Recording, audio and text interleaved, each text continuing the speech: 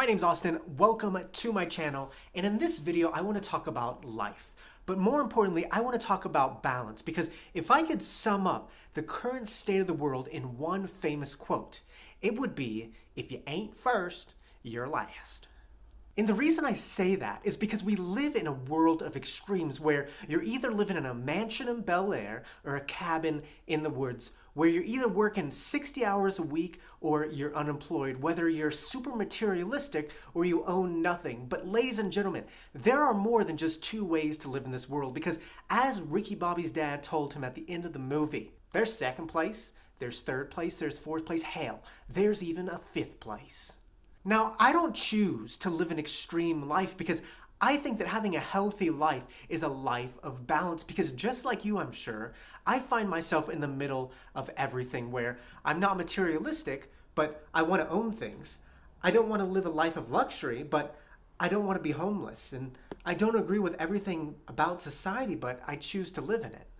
Now, money plays a big role in what you're able to do in life. That's why I love talking about money. And I think that the balance between the two extremes is through financial minimalism, which is using your money intentionally in a way that brings value in your life. So in this video, I want to talk about my philosophy and the steps that I take to try to find a balance between the two extremes through financial minimalism, with 10 steps to becoming a financial minimalist. But before I begin, I am obligated by the YouTube algorithm to ask you to say, me gusta el Agustin, me gusta el Agustin, and then just go down there. There's a button that looks like this called the like button. Click it. Really be happy if you do that. But the first step to becoming a financial minimalist is realizing that money is a game. One of my favorite things to do is play board games, and one of my favorite board games is Monopoly, but it's hard to find someone who wants to play 4 hours of Monopoly with me. So if you're interested in playing Monopoly with me, come to Colorado, I'll kick your ass.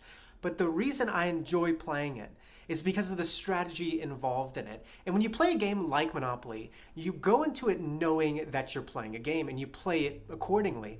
But when you become an adult and you have to figure out things on your own, nobody tells you that what you're actually doing is you're playing a game. And a financial minimalist knows that all money is a game.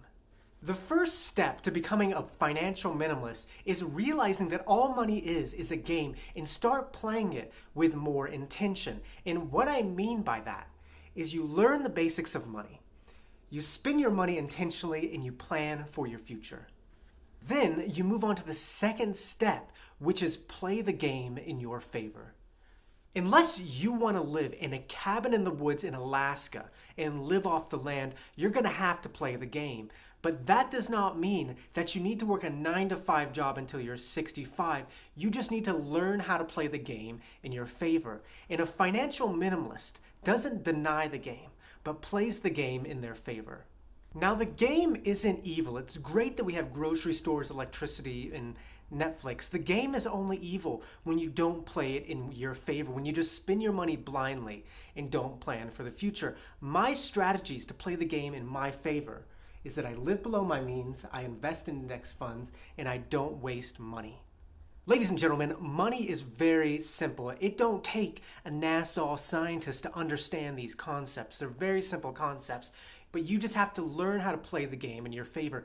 And what I mean by that is not being selfish and only doing stuff for yourself, but just learning how to benefit from the system. So it's just not a handful of elite that benefit from the system. And the third step to become a financial minimalist is you don't play to win. Now, the reason you don't play to win is because the game can't be won. And the game can't be won because there's no limit to how much money you can have in this world. And I think that what happens when people figure out that they can't win through money is they start to seek it through power.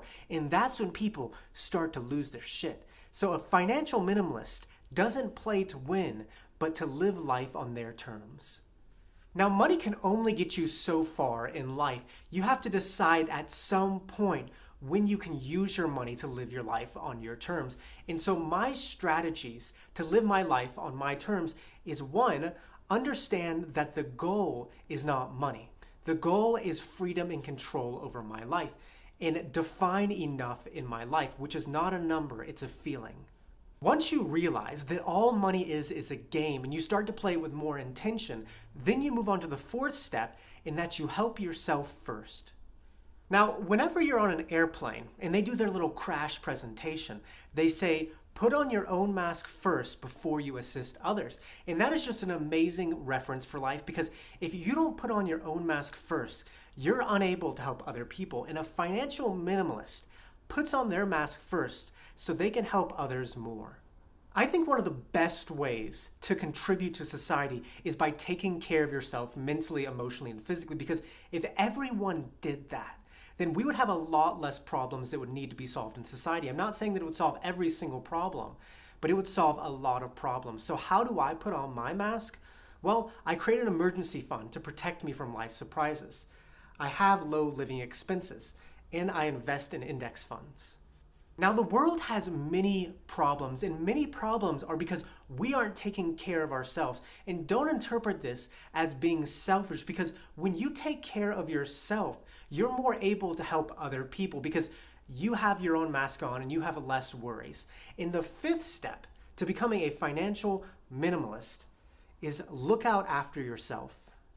Ladies and gentlemen, outside of this YouTube safe space of the channel of Augustine, it is a dog-eat-dog world out there. People do some terrible things in the name of money. I got my first job when I was 16, and I would say yes to everything. If they wanted me to work 12-hour shifts, I would say yes. If they wanted me to scrape the floor with a knife, I would say yes. And I did it because I thought that saying yes would get me respect, but I learned that it does the opposite. And a financial minimalist looks out for themselves so they don't get taken advantage of and they get more respect. Now, what is the main way to get respect in this world? Well, it's financial security. The reality is, the more financial security that you have in life, the more respect that you get from people, because people know that you're not desperate and they can't take advantage of you. And it's really messed up, but it's true. It's a dog-eat-dog world out there, so you have to look out after yourself. And the sixth step to becoming a financial minimalist is don't base every decision off of money. Now, financial minimalism isn't about living this extreme life where you just save all your money. It's about using your money on things intentionally that bring value in your life. For example, this summer I'm going to see many concerts because, pandemic, there hasn't been many concerts lately. And I've spent a few $100s on concert tickets, and I could invest that money and gain interest over time, but I prefer to use it on things that bring me value. And a financial minimalist uses money to bring value in their life. Now, life is short and money isn't real. I care about money, but I do not base all of my decisions off of money, because if you do that, you're missing the point of money, because all money is a tool to give you more options and freedom in your life. So use your money to do what you want and make it bring value in your life. And the seventh step to becoming a financial minimalist is finding a balance. Now, as I've said, life isn't about living in extremes. You can't just save all your money because you're depriving yourself of the present, and you can't just spend all your money because you're depriving yourself of your future. You have to find the balance between spending and saving. And a financial minimalist finds the correct balance between saving and spending. And it's not one extreme or the other, it's a combination of them both. In a past video, I explained it like this. It's having your happiness without depriving yourself of your security, and having your security without depriving yourself of your happiness. Financial minimalism isn't this extreme idea where you're living in the cabin in the woods, never spending any money. It's about finding a balance between the two extremes and just living your life with more of a balance. And the eighth step to becoming a financial minimalist is celebrate how far we've come. Ladies and gentlemen, if I had to, and only if I had to, I promise, I could go to my bathroom right now and drink the water that comes out of the toilet. I mean, how incredible is that? And at what point can we finally say we did it? We can drink the water that comes out of the toilet. Do you want to celebrate and get a drink really quick? I was not involved in that process, but our species has come so far that we need to stop and chill and just celebrate how far we have come instead of always looking ahead. And a financial minimalist remembers to celebrate the present instead of always looking at the future. We're always looking ahead for the next thing for the sake of progress.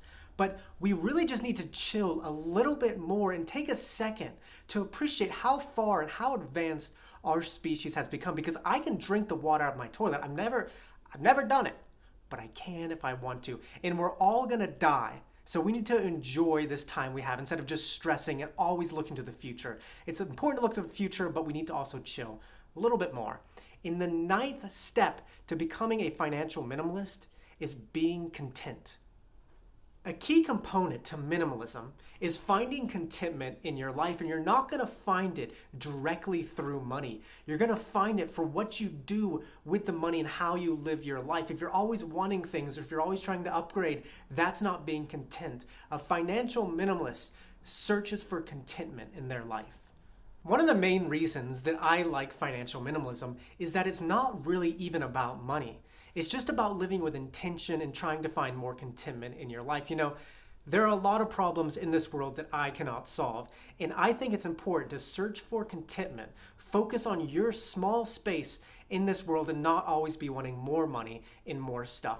And the final step to becoming a financial minimalist is have a healthy relationship with money.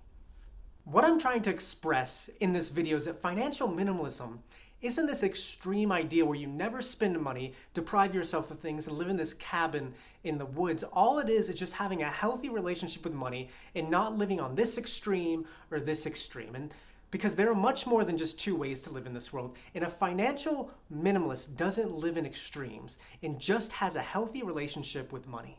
Money isn't real and it doesn't matter. It only matters if you don't have it. But if you have it and you live well below your means, then you can live your life more how you want to live instead of just living off the script of someone else's. And that is why I am a financial minimalist. And hopefully this has inspired you to be more intentional in your life. And with that, thank you so much for watching. Sorry, my eyes are a little red in this video. It's very dry in Colorado, but thank you so much for watching. If you enjoyed this video, like, subscribe. Muchas gracias. Que tenga un buen día. Nos vemos, chicos.